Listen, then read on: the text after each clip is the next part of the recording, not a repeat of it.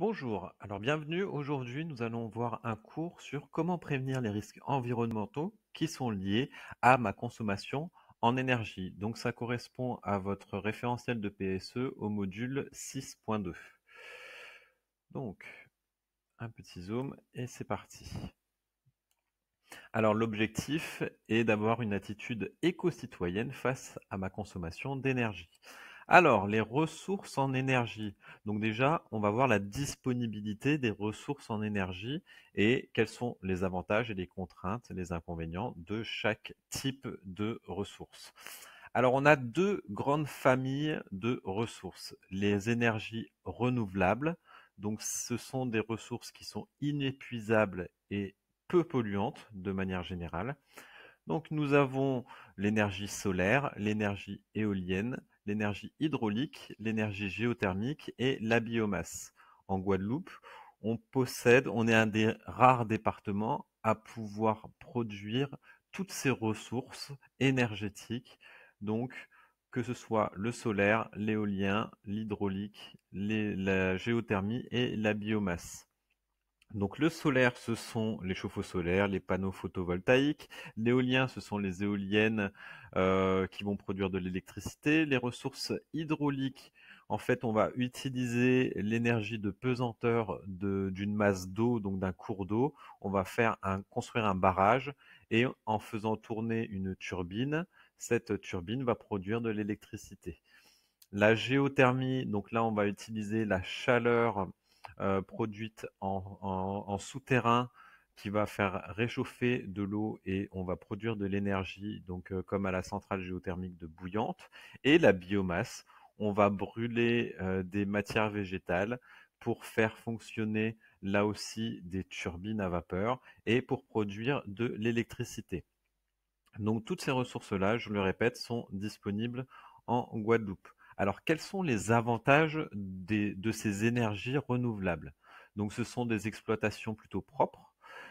Ensuite, les ressources sont infinies. Le solaire, l'éolien, l'hydraulique, la géothermie et la biomasse, ce sont des ressources qui ne sont pas épuisables. Euh, Par contre, on a un stockage difficile. Donc ça, ce serait plus à mettre dans les contraintes. Donc dans les contraintes, on va avoir donc un stockage de l'énergie qui est difficile, des faibles rendements. En général, toutes les ressources, toutes les énergies renouvelables ont un faible rendement et elles sont inégalement réparties en fonction de la zone où on va installer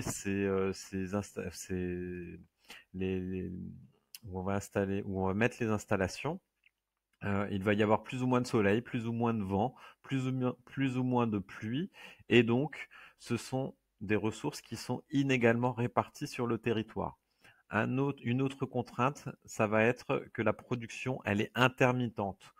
On va prendre par exemple le cas du solaire, bah, on va produire de l'énergie solaire le jour, pas la nuit. L'éolien, le vent va avoir une puissance plus ou moins variée tout au long de la journée, tout au long des saisons. Donc là aussi, c'est intermittent, etc., etc. Ensuite, les énergies, pardon, voilà. Ensuite, les énergies non renouvelables. Donc là, on va être face à des ressources qui sont épuisables et polluantes. Pourquoi épuisables? Parce qu'on va aller les chercher par des mines dans le sol.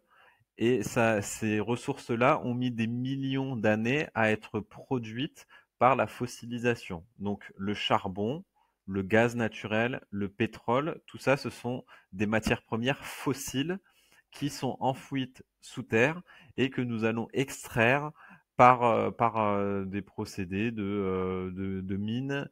Et on va aller chercher ces ressources-là, mais l'inconvénient, c'est qu'elles sont épuisables. Le nucléaire aussi, avec le minerai radioactif, va être épuisable et les ressources ne sont pas infinies. Alors, l'avantage, c'est que dans ces énergies non renouvelables, on va avoir un fort rendement. On va avoir un stockage facile aussi parce que on va pouvoir stocker physiquement du charbon, du gaz, du pétrole dans des cuves, dans des containers, dans des hangars pour pouvoir l'utiliser comme on veut. Et c'est des ressources qui sont pilotables. La façon de produire de l'électricité avec ces sources d'énergie, ça va être pilotable. On va faire fonctionner des usines à charbon, à gaz, à pétrole ou des usines nucléaires en fonction des besoins et donc c'est pilotable.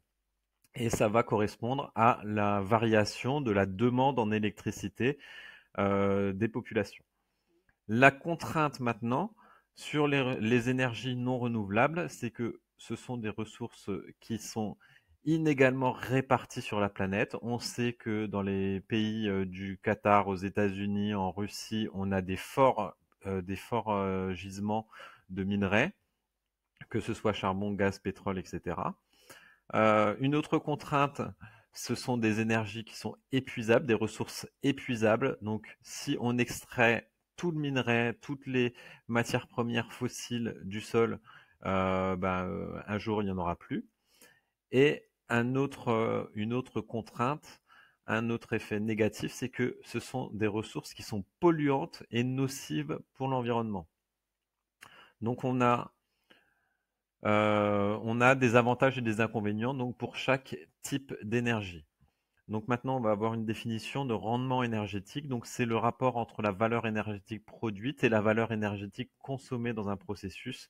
Donc une énergie à fort rendement est peu coûteuse à produire et à transporter et ne produit aucune perte. Donc le rendement énergétique des énergies renouvelables est faible, le rendement énergétique des énergies fossiles non renouvelables est assez fort.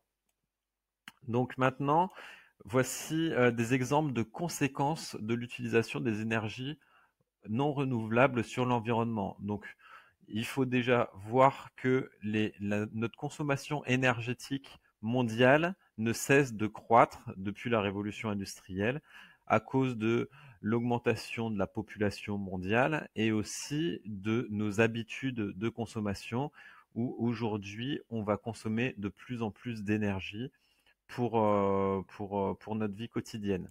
Donc, premier point négatif, effectivement, l'épuisement des ressources. Donc, les minerais vont se faire de plus en plus rares et le prix, bien sûr, va augmenter en fonction de cette rareté.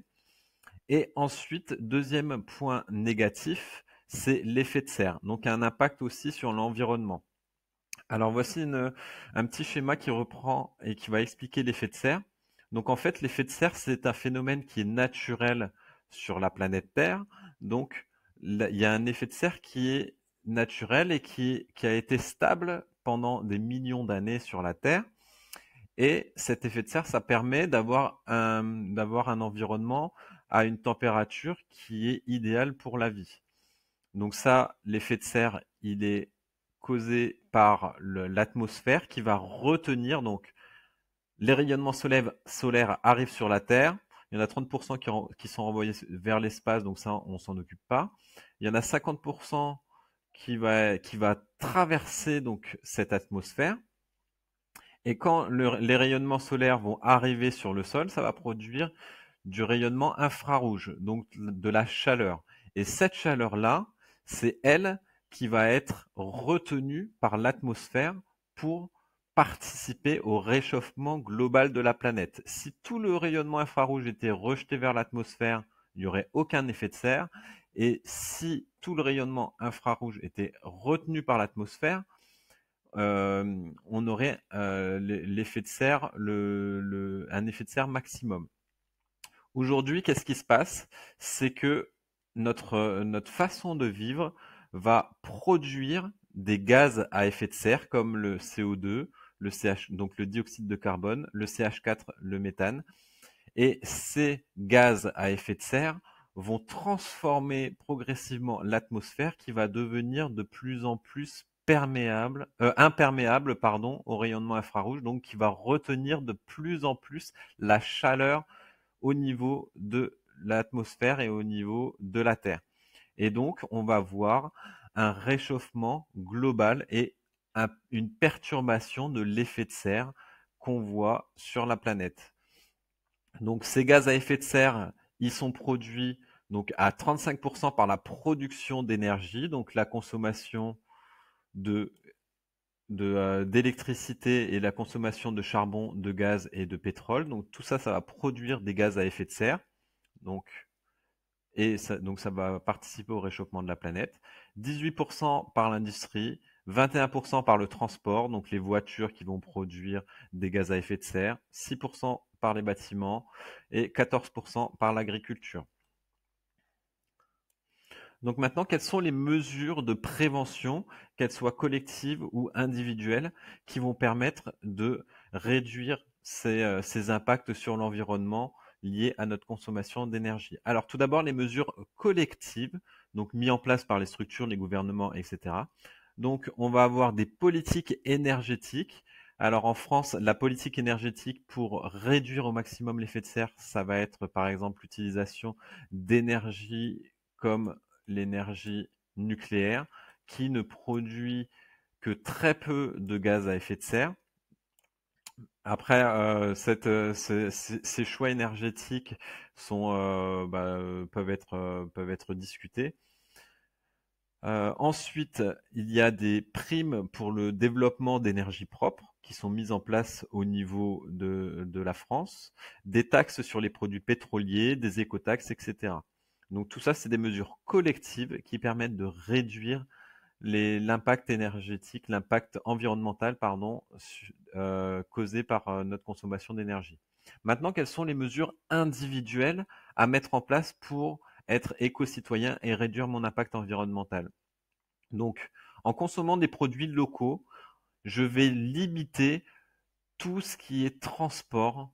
Je vais limiter le transport de mes achats, que ce soit en alimentation ou dans d'autres achats. Si je considère que je consomme des produits locaux, je vais réduire mon impact environnemental, mon impact carbone, donc lié au transport. Ensuite, l'utilisation des énergies renouvelables propres. Si je fais le choix d'utiliser, par exemple, un chauffe-eau solaire, je vais utiliser moins d'énergie liée, enfin moins d'électricité. Donc en Guadeloupe, la plupart, 70% de l'électricité est fabriquée à base de pétrole. Donc, si je choisis d'utiliser un chauffe-eau solaire, je vais réduire mon impact environnemental.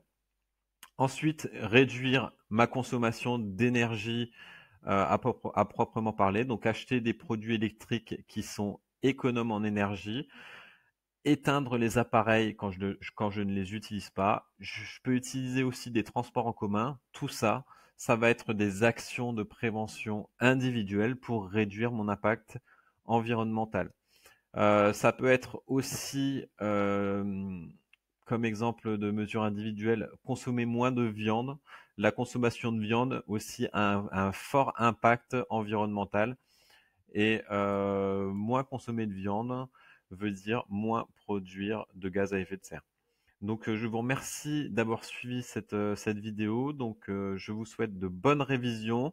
Abonnez-vous à la chaîne pour voir les prochaines vidéos que je vais poster pour réviser votre bac pro. Merci, au revoir, bonne journée.